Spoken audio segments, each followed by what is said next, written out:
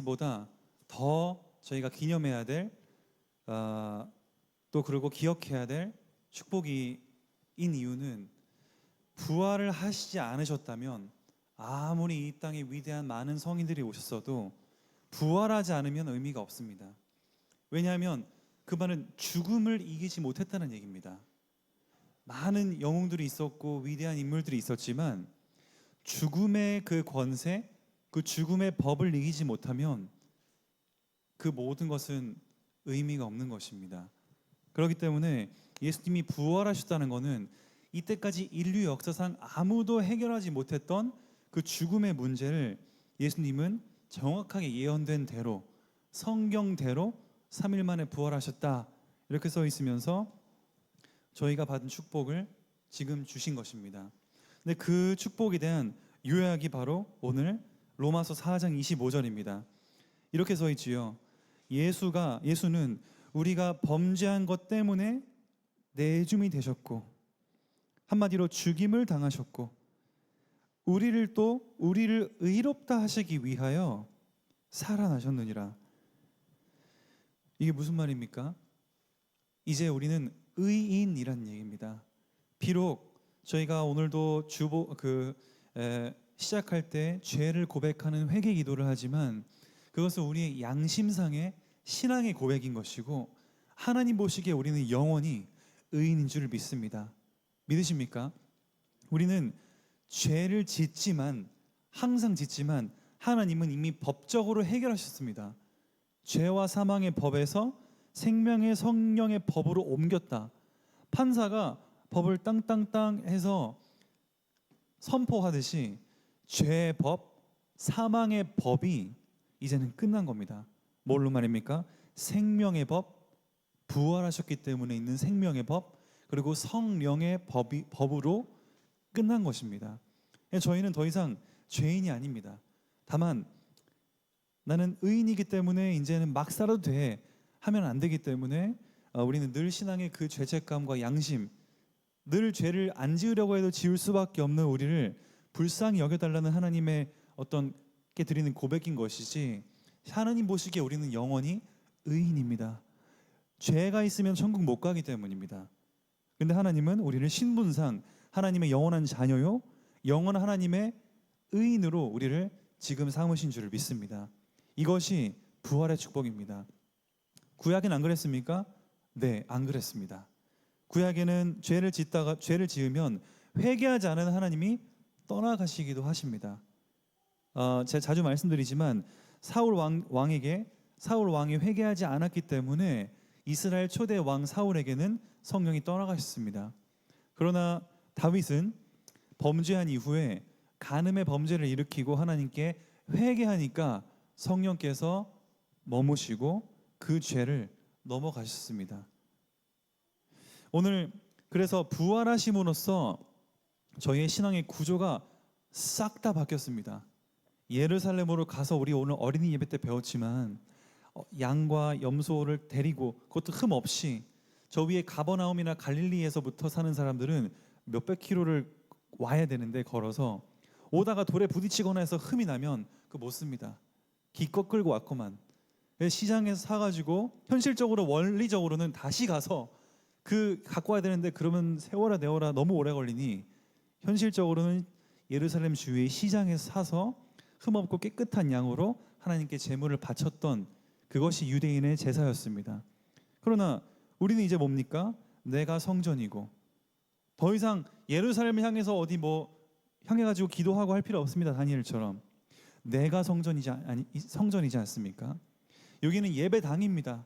아름답게 꾸며진 예배당이고 내가 바로 성전으로 바뀌었고, 그리고 한 번 불완전했던 구원에서 한 번 구원이 이제 영원한 구원으로 바뀌었고, 성령도 한 번 오시면 영원히 떠나지 않습니다. 내가 흔들리는 거는 그건 내가 흔들리는 것이지, 하나님은 한 번 오시면 우리 안에 영원토록 우리와 함께 하십니다. 요한복음 14장 17절에 기록이 되어 있지요. 그만큼 하나님께서는 모든 신앙생활의 구조가 그리스도의 십자가의 죽음과 부활로 완전 다시 설계가 된 것입니다. 이 어마어마한 축복을 저희가 한번 오늘 그래서 봐보겠습니다. 근데 부활의 기쁨 이전에 예수님께서 십자가 고통받기 일주일 전에 저희가 흔히 고난 주간이라고 하지요. 그 일주일 동안 무슨 일이 있었는지 예수님은 33살까지 30살까지는 잘 크시다가 30살부터 30살부터 33살까지 3년 동안 공적인 생애, 공생애를 하시지 않습니까? 그때 사람 살리고 죽은 자 일으키시고 뭐 병든 자, 눈먼 자 치유하시고 저는 자 일으키시고 오병이어에 아시는 그러한 기적들을 일으키셨는데, 그리고 십자가에 못 박히시기 일주일 전 드디어 예루살렘으로 입성하십니다. 저 위에 갈릴리 지방에 계시다가 가버나움 쪽에서 활동하시다가 예루살렘으로 내려오셨습니다. 그리고 입성을 하시고 일주일 동안 사역하시고 십자가에 못 박히셨습니다. 그러면 예수님이 마지막 일주일 동안의 그 사역을 저희는 한마디 한마디도 그냥이신 게 없으시겠지요. 오늘 그래서 서론적으로 제가 고난주간에 간단하게 무슨 일이 있었는가 소개를 좀 해드리겠습니다. 종려주일 제가 자주 말씀드렸습니다만 종려는 palm-tree, 야자수인데 그냥 야자가 아니라 대추 야자입니다. 우리나라 대추랑은 좀 다르게 거기는 훨씬 더 쫀득하고 씨가 큰 대추인데 그 대추 야자를 가지고 흔들었는데 그게 뭡니까? 설명하자면 좀 길지만 유대인들은 그게 예수님을 유대인 마블처럼 군사 영웅, 헐크처럼 다 때려잡을 그러한 영웅의 이미지를 기대했습니다. 왜냐하면 아직도 유대 사회는 이스라엘은 로마의 압제 속에 있었고 다시 다윗 시대처럼 위대한 이스라엘 나라를 만들 줄 알고 예수님을 어떠한 이미지로 생각했냐면 그저 당나귀 새끼 타고 오시는 그러한 보잘것없는 예수님이 아니고 말 구유에서 태어나신 보잘것없어 보이는 외관상 그런 예수님이 아니라 로마 황제를 당장 때려 눕히고 하늘 군대를 데리고 와서 백마 타고 오셔가지고 그런 어마어마한 예수님을 상상했다는 겁니다. 그러니까 호산나가 뭡니까? 구원하소서가 아닙니다. 지금 구원하소서. 지금 견딜 만큼 견뎠습니다. 로마의 핍박 견딜 만큼 견뎠습니다. 호산나 지금 당장 구원하소서. 이스라엘의 유대인의 왕이여 이럽니다. 한마디로 로마 왕 이제 끝났구나. 우리가 이제 진짜 회복될 거구나. 그런 이미지였는데 정반대 이미지로 예수님은 백마 타고 망토 휘날리면서 영웅으로 오신 게 아니라 나귀 새끼, 또 한 번도 타보지 않은 당나귀 새끼. 당나귀 얼마나 다루기 힘든지 아십니까? 근데 그 당나귀 새끼를 타고 오셨다는 것은 철저한 그 순종의 모습, 예수님은 죽으러 오신 것이지 로마 때려 잡으려고 오신 게 아니라는 겁니다. 이스라엘 저희가 이제 언약을 아는 백성으로서 그 당시에 예수님 입성하셨을 때 저희가 있었다면 어떤 반응이 정상적이겠습니까? 유대인의 왕이가 기쁜 것도 있지만 더 큰 것은 이제 공생의 사역 다 마치시고 십자가 죽으러 오신 주님, 내 죄를 위해 죽으러 오신 주님, 주여 눈물을 흘리면서 감사하고 또 죄송합니다. 나를 위해 죽으러 오신 주님, 그 길을 걸으시러 이 예루살렘에 입성을 하셨군요. 라는 그 어떠한 경외하고 죄송하고 또 감사한 그 복합적인 마음이 그 당시의 사람들의 마음이여야 예수님의 이 이미지와 지금 맞는 겁니다. 당나귀 타고 오신 분위기와는 맞는 것이죠. 그리고 둘째 날에 월요일 날에는 무화과 나무를 저주하십니다. 무화과 나무 저주는 무슨 의미입니까? 열매가 없는 무화과 나무를 저주하시면서 신앙의 열매를 안 맺는 그리스도인들, 한마디로 예배가 무너지고 형식적인 그리스도인, 마른 그리스도인이라 하면서 삶에서는 엉망으로 살고 있는 그리스도인들을 질타하면서 열매 못 맺을 거라고 저주하시면서 우리를 돌아보도록 하셨습니다. 그게 두 번째 날에 하신 일입니다. 무화과 나무가 무화과 열매를 맺어야 되는데 열매를 못 맺고 메말라 있는 것이 마치 열매 못 맺는 그리스도인들과 같아서 예수님은 그것을 책망하신 것입니다. 그리고 어디로 가십니까? 성전으로 들어가십니다. 성전 안에서 동물 똥냄새 나게 동물을 갖다 팔고 있는 장사터로 변했습니다. 제사장도 장사터들이랑 결탁해서 거기에 사는 동물이 아니면 제물을 안 받는 타락한 제사장의 모습. 환전도 우리 1달러가 1,400원이면 1,400원에 바꿔줘야 될 것을 3배에서 5배 비싸게 5,000원, 6,000원에 바꾸면서 그 환전 수수료를 또 제사장이 나눠 갖는 전형적인 타락한 강도의 소굴을 만든 것을 예수님은 그냥 완전히 화난 예수님의 모습을 여기서 처음 볼 수 있습니다. 예수님은 성전이 성전의 역할을 못하는 것을 뒤집으면서 교회가 지금 어떠한 모습이어야 되냐, 혹시 교회가 진짜 예배드리러 오는 교회가 맞냐, 아니면 친목 모임 혹은 경제적 발전을 위한 모임, 예전에 뭐 백인교회 흑인교회 나눠 있던 것처럼 부자들만 있는 교회처럼 그런 교회는 아닌지 점검하게 하신 게 예수님의 사역입니다. 그리고 화요일 날은 무슨 논쟁을 합니까?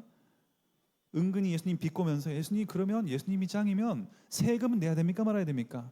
내가 하나님께만 섬기고 싶은데 가이사한테 세금 내야 됩니까? 한마디로 국가 세금 내야겠냐 이 말이죠. 예수님은 가이사의 것은 가이사에게, 하나님의 것은 하나님에게 내라. 뭔 말입니까? 하나님 믿는다고 세상 무시하지 말라는 겁니다. 세상 질서 돌아가는 것도 하나님의 은혜다 이 말입니다. 저희는 하나님 믿는다면서 세상 사람들을 무시하고 교회 가야 됩니다 하면서 세상에게 막 피해주고 하는 사람들 있지 않습니까? 그런 사람들을 비판하시는 겁니다. 세상엔 질서가 유지되고 세상에 빛으로 임해야 되지, 세상 무시하면서 하나님만 짱이다, 그 뭔가 잘못된 신앙관이라는 것이죠. 가이사의 것은 가이사, 국가 세금은 잘 내고 하나님에게도 헌금 잘 해라, 그 얘기지요. 그러면서 이것저것 논쟁하십니다. 그러면서 수요일 날 예수님은 아무것도 안 하시는데 두 가지의 아주 반대되는 대조되는 사건이 일어납니다. 어떤 여자는, 이제 마리아라고 알려져 있지만 불확실합니다. 여자가 예수님께 뭘 붓냐? 예수님 머리에 기름을 붓습니다. 그 당시에 기름은 최고의 재산이었습니다. 가장 가치 있는 건데 예수님 머리에 부으니까 그 사건을 두고 예수님의 평가랑 옆에 제자들의 평가가 다릅니다. 제자들은 뭐라 그럽니까? 어이구, 이게 아까운 기름을 이거 팔았으면 가난한 사람들한테 더 많이 나눠줄 수 있었을 텐데, 야, 저 여자가 저 쓸데없는 짓 했구나, 뭐하러 예수님 머리에 붓냐? 제자들은 그렇게 해석했습니다. 아깝다, 가난한 자, 명분 좋지 않습니까? 아니 이웃 봉사하라고 하시지 않았냐? 하나님이. 예수님은 다르게 해석하십니다. 잘하였도다 이렇게 얘기합니다. 왜 잘했는가? 너희는 가난한 자, 일시적인 거를 보지, 그 가난한 자, 늘 있을 가난한 자를 보지만 내가 진짜 온 이유를 모르는구나. 이 여자는 내 장래를 위하여 기름을 부었다 하면서 이 일은 앞으로 전도되는데 평생 쓰일 이 사건이다 이렇게 축복하십니다. 제자들은 3년 동안 예수님 붙어 다녔으면서도 일주일 남겼는데 아직도 예수님의 마음이 뭔지를 모르는 겁니다. 그러면서 이면에 제자도 아닌 여자 하나가 대조되는 것이죠. 3년 붙어 다녔던 제자들과 비교해서 잠깐 들어오신 예수님, 이 여자가 예수님께 전 재산을 바쳐서 기름을 붓는 장면에 완전한 순종의 모습을 보이는데, 그 바로 다음에 그 동시에 뭐가 일어나고 있었냐? 12 제자 중에 하나인 가룟 유다라는 사람이 있습니다. 12 제자 중에 회계 맡은 사람입니다. 재정 맡은 사람이죠. 이 남자가 예수님이 쓸모가 없었다라고 판단했나 봅니다. 지금 여자는 전 재산 바쳐서 순종하고 기름 붓고 있는데, 축복받고 있는데, 유다는 슬쩍 빠져나가서 누구를 만나냐면 대제사장들을 만나서 예수님을 은 30 주고 팔 전략을 꾸미고 있는 동시에 장면이 나옵니다. 비참한 장면이죠. 12 제자가 감히 예수님을 파는, 물론 이것은 언약 성취인 것을 알지만 제자가 아닌 여인이 예수님께 전제사를 바치는 순종의 장면과 제자가 3년을 붙어 다녔던 제자가 예수님을 팔려고 음모를 계략하는 그 장면이 동시에 나오는 것이 수요일입니다. 저희는 어디에 길에 서야겠습니까? 예수님은 그 사건을 보여주십니다. 그리고 목요일입니다. 최후의 만찬을 나누시면서 오늘 저희가 이따 성찬식을 가르쳐 주십니다. 이것은 내 살이니 너희가 이것을 먹고 나를 기념하라. 평생 기념하라. 그리고 내 피니 이것을 먹지 않으면 너희는 나와 상관이 없느니라 하면서 요한복음에는 세족식 반을 씻기면서 순종을 하러 가시는 모습을 보여주십니다. 그러면서 제자들이 너희는 그러나 도망갈 것이다. 너희 같은 제자 중에 제자도 나를 버릴 것이기 때문에 이 세상에 완벽한 사람은 없다라는 것을 말씀하십니다. 제자들은 아니라고 하죠. 잡아떼죠. 죽어도 예수님께 붙어 있겠습니다. 그러나 다 도망갔습니다. 예수님 예언대로. 그러면서 겟세마네 동산에 올라가서 기도하시는데 비평주의자들은 이것을 보고 예수님이 하나님이 아니라고 평가하는데 왜 그렇습니까? 예수님이 얼마나 고통스러워하시는지 그 기도가 나옵니다. 주여, 가능하다면 이 잔을 내게서 걷어주시옵소서. 너무 고통스러워하십니다. 왜입니까? 예수님은 하나님, 100% 하나님이지만 100% 인간의 몸을 입고 오셨기 때문에 전지전능해서 앞으로 십자가 사건에 뭔 일이 일어날지 아시는데 아니까 괴로운 겁니다. 사람이지 않습니까? 하나님, 예수님이 하나님이라고 해서 인간의 고통을 안 느꼈다고 생각하십니까? 절대 그렇지 않습니다. 내가 겪어야 될 고통, 오히려 고통을 마취로 할 수 있는 포도주도, 쓴 포도주도 입에 대자마자 안 먹겠다 십자가상에서 뱉으셨습니다. 그만큼 끝까지 그 고통을 끝까지 받으시려고, 마취제 사용하지 않으시고 끝까지 받으시려고 십자가에서 고통을 겪으신 분입니다. 괴로워하시고, 그 예수님의 사건이 바로 앞으로 일어날 일들을 아시면서 괴로워하는 그 사건이 겟세마네 동산에서의 기도입니다. 제자들은 근데 기도하라고 깨어있으라고 했더만 자고 있는 모습을 보지요. 그러면서 금요일입니다. 가룟 유다가 팔려고 했던 작당 그날이 와서 예수님을 잡아갑니다. 그리고 십자가에 돌아가신데 오늘 이제 그 사건을 보겠습니다. 그러면서 토요일 날에는 안식하시고 그 다음 오늘 부활주일날 부활하십니다. 이것이 십자가 고난주간의 그 여정입니다. 그렇다면 십자가 죽음 금요일 날로 다시 우리 돌아가서 본론으로 들어가 보겠습니다. 재판을 받으시는데 마태복음 27장을 보시겠습니까? 우리 오늘 마태복음 27장을 좀 잘 보겠는데 본디오 빌라도에게 고난을 받으사 사도신경 고백하지 않습니까? 그 빌라도 총독 앞에 예수님이 섰습니다. 그러면서 16절에 보시면 명절, 유대인 명절 되면 죄수 한 사람을 놓아주는데 바라바 예수라는 사람이 있습니다. 예수는 되게 흔한 이름입니다.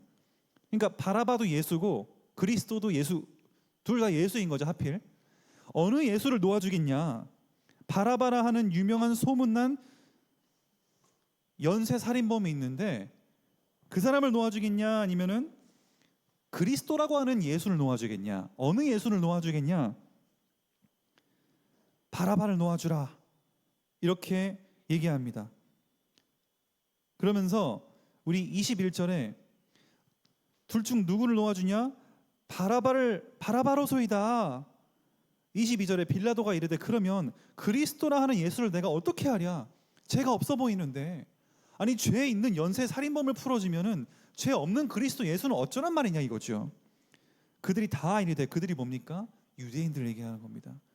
지금 이방인들이 아닙니다. 예수님의 혈통인 유대인들이 지금 하는 얘기입니다. 예수를 십자가에 못 박혀야겠습니다. 빌라도 23절에 빌라도가 이르되 어찌미냐? 무슨 이 사람이 악한 일을 저질렀느냐? 할 말이 없이 그냥 더욱 소리 지르면서 무조건 십자가에 못 박혀야겠습니다. 24절에 빌라도가 아무 성과도 없이 도리어 밀란이 나려는 것을 보고 물을 가져다가 무리 앞에서 손을 씻으며 이르되 나는 이 사람 피에 대해서는 무죄하다. 너희가 당하라. 25절에 저는 이거 읽을 때마다 무섭습니다. 25절에 뭐라고 써 있습니까? 백성이 다 대답하여 이르되 예수님을 죽이는 그 피를 우리 유대인과 우리 자손에게 돌릴지어다. 끔찍한 얘기를 했습니다. 이 말씀의 성취가 AD 70년에 예루살렘 성전이 무너지고 예루살렘이 이스라엘이 나라가 없어지는 사건으로 성취가 되지요. 26절에 이에 바라바는 그들에게 놓아주고 예수는 채찍질 당하고 십자가에 못 박히게 넘겨줬다. 그러면서 이번에 고통받으시는 예수로 넘어갑니다. 십자가까지 걸어서 배웅받으시는 게 아니고 십자가 지고 얼마나 고통받으셨냐. 우리가 질 수모를 완전히 보십시오. 이거 27절에 총독의 군인들이 예수를 데리고 그의 옷을 벗기고 홍포를 입힙니다. 홍포는 오렌지색 망토입니다. 원래 왕은 보라색 자주색이 왕의 옷들의 상징인데 그게 없으니 임시로 그냥 홍포를 갖다 입힌 겁니다. 뭘 상징하는 겁니까? 아이고, 유대인의 왕이라며. 유대인의 왕이라면서 호산나 종려나무 흔들고 난리치더만 왕이라는 사람 꼴 좋구나. 그래 이거 한번 입어봐라 이겁니다. 네가 유대인의 왕이면서 로마는 우리는 멀쩡하게 우리 로마 위대한 가이사 아구스도 초대 황제는 잘 살아있고 너 꼴 좋구나 유대인의 왕이여 하면서 비꼬고 비난하고 조롱하는 장면입니다. 그래서 가시관을 엮어서 왕관, 이것도 왕관을 형상을 하는 겁니다. 네 유대인의 왕이 가시관 씌워줄게. 머리에 씌우고 갈대는 왕이 하는 셉틀 규 있지 않습니까? 쾅 하는 왕이 그 오른손에 드는 거, 그거 대신 갈대 막대기를 하나 주면서 무릎을 꿇고 군인들이 예수님께 무릎을 꿇고 희롱하는 겁니다. 유대인의 왕이여 평안하소서 만세. 세 번역 보면 만세 하면서 그를 희롱했다 이렇게 나옵니다. 그러면서 30절에 그에게 침 뱉고 갈대를 빼앗아서 면류관 쓰고 있는 그 머리를 쳤다. 그럼 그 고통이 상상이 되십니까? 희롱을 다한 후 홍포 다시 벗기고 도로 그의 옷을 입혀서 십자가에 못 박으려고 끌고 나가니라. 그럼 세 번째 십자가에 못 박히신 예수입니다. 예수님께서 다 거두절미하고 34절 보시겠습니까? 쓸개 탄 포도주를 주었는데 아까 말씀드렸죠. 맛보시고 마시고자 하지 아니하셨다. 포도주 술 마시면은 고통이 좀 줄어들지 않습니까? 마취가 없을 때. 근데 예수님은 거부하셨습니다. 우리 인간이 받을 고통을 그대로 다 100% 받으시려고 거부하신 것입니다. 그러면서 유대인의 왕이라고 하는 죄패를 십자가 위에 달고 강도랑 함께 서 있습니다. 그러면서 46절에 너무 괴로워해서 예수님 뭐라고 그러십니까? 45절에 제6시에서 제9시까지인데 이것은 6시간을 빼면 됩니다. 낮 12시부터 오후 3시까지 어둠이 덮었습니다. 제일 밝아야 될 때 예수님 십자가에 못 박히시니까 하늘이 어두워졌습니다. 그러면서 예수님께서 9시 오후 3시쯤 됐을 때 얼마나 피가 다 흘러나갔겠습니까? 얼마나 괴롭게 손이 뚫렸고 창이 찔렸다라는 표현은 뚫렸답니다. 히브리어 원어로 구멍이 뚫리다입니다. 그렇게 창이 찔리고 발에 찔리고 했는데 그때 예수님께서 뭐라고 소리치십니까? 엘리 엘리 라마 사박다니 하시니 이는 곧 나의 하나님 어찌하여 나를 버리셨나이까? 보십시오. 이거는 하나님께서 일시적으로 예수님을 버리시는 순간입니다. 하나님께서 철저한 외명 속에 예수님은 모든 우리를 위한 고통을 다 받으시는 그 장면이 묘사된 장면입니다. 하나님이시지만 아들의 관계를 끊으시고 철저한 죄인의 몸으로, 죄인의 몸의 형태로 오셔서 십자가에 돌아가시는 그 장면입니다. 그러니까 엘리야니까 엘리야를 부르는 줄 알고 사람들은 포도주 마시게 하는데 다시 한번 50절에 보시니까 크게 소리 지르시고 영원히 떠나가시다. 이때 소리 지른 게 요한복음 19장 30절 다 이루었다 하시고 돌아가시는 겁니다. 그 순간 어떤 일이 일어납니까? 51절에 성소의 휘장이 찢어지고, 휘장은 커튼, 하나님을 만나는데 두려움과 떨림으로 하나님을 만나려면 절대 하나님 바라볼 수 없었던 그 커튼이 위에서 아래로 쫙 찢어졌습니다. 그러면서 둘이 됐다. 뭡니까? 하나님을 언제든지 볼 수 있는 새로운 길이 열렸다는 사실입니다. 그러면서 땅이 진동해서 바위가 터졌다. 이건 뭡니까? 하나님의 심판을 나타내는 그 하나님의 나라가 임하고 죄인들의 심판을 나타내는 미래적인 사건을 지금 예표하는 것입니다. 자, 무엇입니까?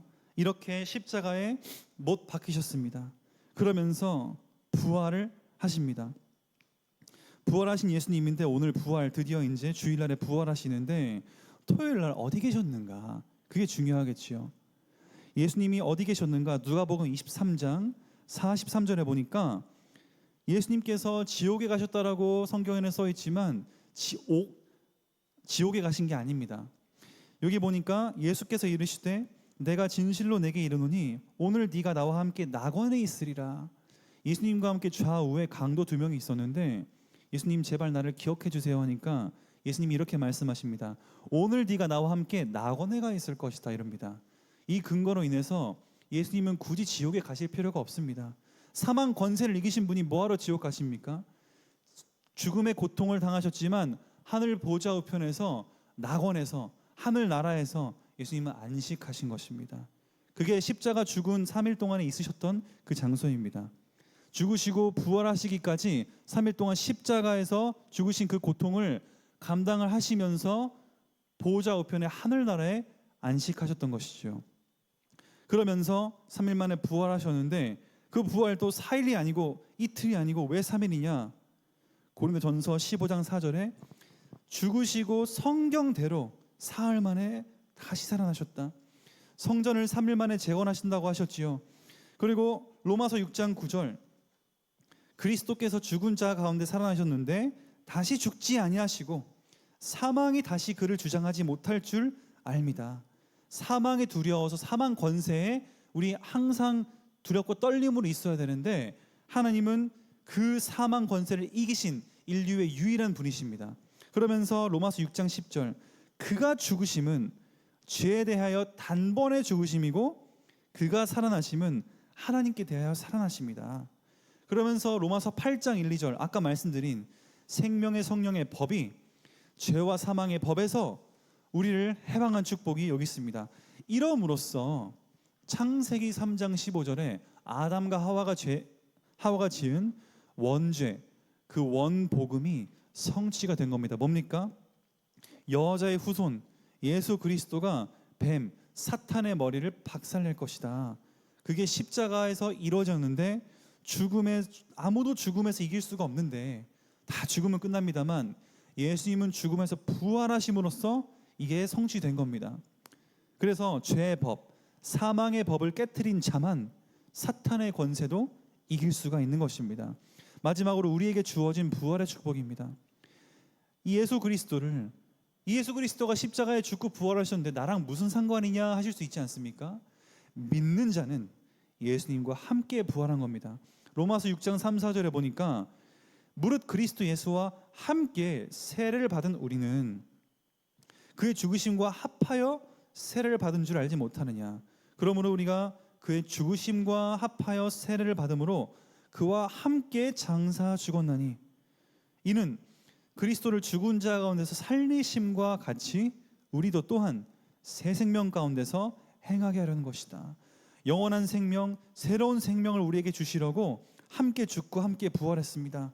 이것은 에베소서에도 명확하게 기록되어 있습니다. 그러면서 두 번째로 우리를 의롭다 하셨다. 오늘 말씀의 본문의 내용처럼 예수님이 우리가 범죄한 것 때문에 내줌이 되고 우리를 의인으로서 이제는 우리가 의인입니다. 우리는 죄인은 양심의 죄인이지 신분은 의인인 줄 믿으시길 바랍니다. 그러면서 세 번째로 하나님 자녀 사탄의 종노릇하던 권세에서 해방. 로마서 8장 15절 보시면 너희는 다시 무서워하는 종의 영을 받지 아니하고 양자의 영을 받았으므로 우리가 예수님을 아빠 아버지 Abba Father 아빠 아버지라고 부르짖는다. 성령이 친히 우리의 영과 더불어 우리가 하나님의 자녀인 것을 증언하시나니 자녀이면 또한 상속자 곧 하나님의 상속자다. 이제는 뭡니까? 우리가 하나님의 자녀요 하나님의 상속자입니다. 그러면서 예수님 마태복음 28장 마지막에 너희는 모든 민족에게 이것을 가르쳐라. 이 생명의 복음, 부활의 복음을 가르쳐 지키게 하라. 내가 세상 끝날까지 너희와 항상 함께, 잠깐 함께가 아니고 간헐적으로가 아니라 항상 함께 있으리라. 그러면서 이것이 끝이 아닙니다. 여기까지는 이 땅에서만 누릴 수 있는 축복인데 하나 더 있습니다. 저희가 이 마지막을 놓치기가 쉽습니다. 죽으면 끝나는 거 아니냐? 아닙니다. 저희는 죽는 게 아니고 잠들었다가 부활하는 겁니다. 다시 뭡니까? 빌립보서 3장 20절에 우리의 시민권은 하늘에 있는지라. 대한민국 시민이지만 우리의 본향은 천국 시민인 줄 믿습니다. 거기로부터 구원하는 자 예수 그리스도를 기다리노니. 쉽게 말해 뭡니까? 우리가 죽으면 육체는 썩어 없어지고 영혼은 잠들었다가 천국에 있다가 시민권을 가지고 기다리다가 예수 그리스도가 재림하기만 기다린다는 겁니다. 그때 어떻게 재림하면 어떻게 됩니까?